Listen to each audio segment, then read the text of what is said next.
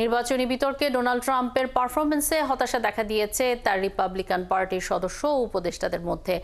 তারা বলছেন vice president কমলা হ্যারিসের সাথে বিতর্কে তালগোল পাকিয়ে ফেলেছেন ট্রাম্প। এদিকে বিতর্কে ট্রাম্পের পারফরমেন্সকে দুর্বল বলে অভিহিত করেছেন রিপাবলিকান সিনেটর লিন্ডসে গ্রাহাম। আরও জানাচ্ছেন ঋতু সাহা।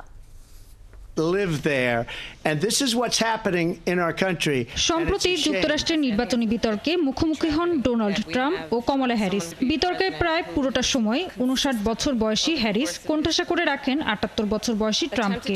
আইন লঙ্ঘন করা নানা কাজ ও ওভাল অফিসে বসার যোগ্যতা নিয়ে ক্রমাগত প্রশ্ন করে ট্রাম্পকে চাপে রাখেন কমলা। বিতর্কে ট্রাম্পের পারফরমেন্সকে ঘিরে সমালোচক ক্রিস্টি বলেন, বিতর্কে হ্যারিসের প্রস্তুতি ছিল চমৎকার, যেখানে ট্রাম্পের ঘাটতি ছিল অনেকটাই।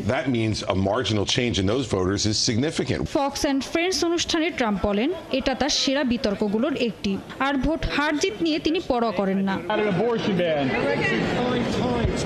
এবিসি নিউজ আয়োজিত এই বিতর্কের টেলিভিশন দর্শক ছিল প্রায় 6,71,00,000, তবে অনলাইন দর্শকের সংখ্যা এখনো নিশ্চিতভাবে জানা যায়নি।